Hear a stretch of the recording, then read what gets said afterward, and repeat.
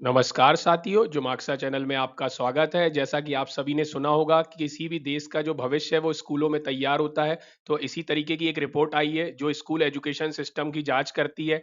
भारत सरकार के द्वारा निकाली गई है, किस मंत्रालय के द्वारा निकाली गई है, रिपोर्ट में किसने टॉप किया है, इसकी संपूर्ण जानकारी आपको वीडियो में दी जाएगी। तो आखिरी तक जरूर बने रहिएगा।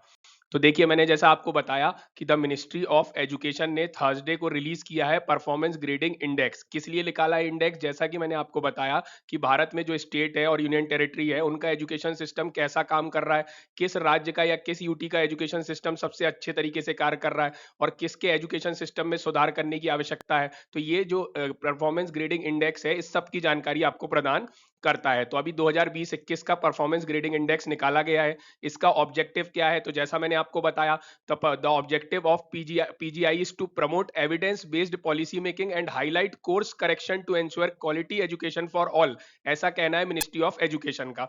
इसका मतलब क्या हुआ? देखिए, जैसे आपके स्कूल में आपकी मार्कशीट निकलती है, आपका रिपोर्ट कार्ड आता है, उसमें बहुत सारे सब्जेक्ट होते हैं, जैसे मैथ्स हो गया, साइंस हो गया, सोशल साइंस हो गया, इस तरीके से सब्जेक्ट होते हैं। उनमें आपको कुछ मार्क्स प्रदान किए जाते हैं।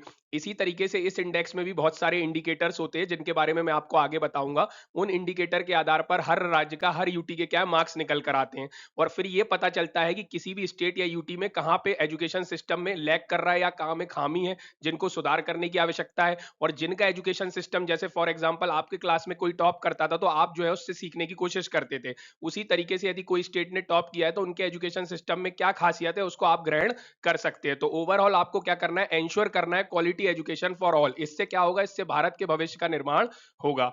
यहाँ आप हिंदी में भी देख सकते हैं।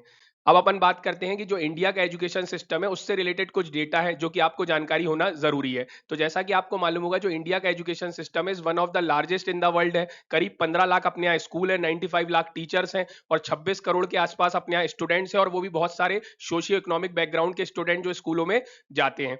अब ये मिनिस्ट्री ऑफ एजुकेशन का कौन से डिपार्टमेंट ने इसको तैयार किया है या किसने इसकी शुरुआत की थी? तो department of school education and literacy ने क्या किया है? इसको डिवाइस किया है। वो आपको प्रोवाइड करता है इंसाइट और डेटा ड्रिवन मैकेनिज्म। इसका क्या मतलब होता है? इसका मतलब ये होता है कि कुछ डेटा के आधार पर, कुछ इंडिकेटर के आधार पर परफॉर्मेंस को निकाला जाता है, अचीवमेंट को बताया जाता है। तो सारी जानकारी डेटा के आधार पर आपको दी जाती है। यहाँ आप हिंदी में भी देख सकते हैं।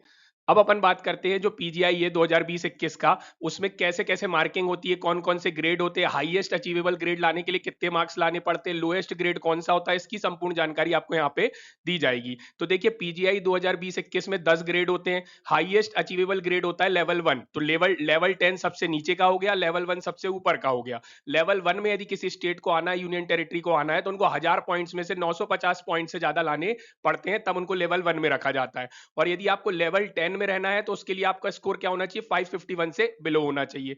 और इसमें जो होते हैं 1000 पॉइंट होते हैं, अक्रॉस 70 इंडिकेटर्स होते हैं। कितने इंडिकेटर होते हैं? 70 इंडिकेटर होते हैं। उन इंडिकेटर को भी दो कैटेगरी में बांटा जाता है। पहली कैटेगरी होती है आउटकम्स, दूसरी कैटेगरी होती है गवर्नेंस मैनेजमेंट। अब उनको भी फर्दर 5 डोमेन में डिवाइड किया जाता है, जैसे learning outcome, access, infrastructure facility, equity, governance process, इस तरीके से। तो इसका क्या मतलब है? तो फॉर एग्जांपल, जैसे आपको मालूम है कि बहुत सारी जगह पे स्कूलों में क्या होता है, वहां पे क्या है, शौचालय की व्यवस्था नहीं होती है, कहीं पे इंफ्रास्ट्रक्चर नहीं होता है, कहीं पे यूनिफॉर्म नहीं होती है, कहीं पे उतना स्टडी मटेरियल नहीं होता है। तो ये सारी चीजों के आधार पर कहीं ना कहीं परफॉर्मेंस ग्रेडिंग इंडेक्स निकाला जाता है। यहाँ आप हिंदी में भी देख सकते हैं। अब अपन बात करते हैं कि इससे क्या हेल्प होगी। ये परफॉर्मेंस ग्रेडिंग इंडेक्स आया है तो इससे क्या फायदे होंगे, क्या फायदा हो सकता है। तो देखिए, जैसा कि मैंने आपको बताया, ये परफॉर्मेंस ग्रेडिंग इंडेक्स हर स्टेट के बारे में बताता है कि उनके एजुकेशन सिस्टम पे कहाँ पे गैप है। तो यदि उस राज्य की सरकार को, उस यूटी की सरकार को यदि ये पता चल जाता है कि कहाँ पे उनका एजुकेशन सिस्टम लैग कर रहा है, तो वो उस तरीके से अपनी पॉलिसी बना सकते हैं।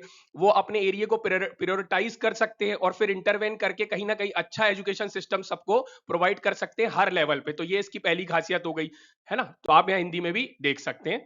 अब अपन बात करते हैं कि अब इसमें जो डेटा है, कौन कौन से डेटा है, कौन लेवल 1 में, कौन लेवल 2 में, किसने अच्छा परफॉर्मेंस किया, उसकी जानकारी आपको मैं प्रदान करता हूं। तो देखिए, 7 स्टेट है, आप देख सकते हैं, केरल, पंजाब, चंडीगढ़, महाराष्ट्र, गुजरात, राजस्थान और आंध्रा। वो उन्होंने कौन सा लेवल अटेन कर लिया? लेवल 2 कर लिया है। उनका स्कोर 901 से 950 के बीच में है, जबकि उनका पिछले साल का स्कोर भी आप सामने देख सकते हैं। और वहीं आप देखेंगे गुजरात, राजस्थान और आंध्र प्रदेश जो है वो क्या किया, उन्होंने हाईएस्ट अचीवेबल लेवल ग्रेड में क्या करी है? एंट्री मारी है। ऐसा कहना है एजुकेशन मिनिस्ट्री का।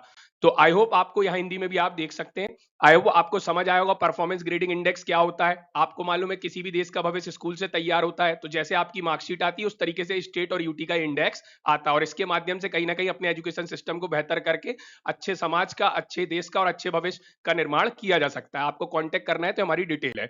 और आपको यदि वीडियो पसंद आया तो ज्यादा से ज्यादा लोगों तक साझा कीजिए। Thank you, thanks for watching.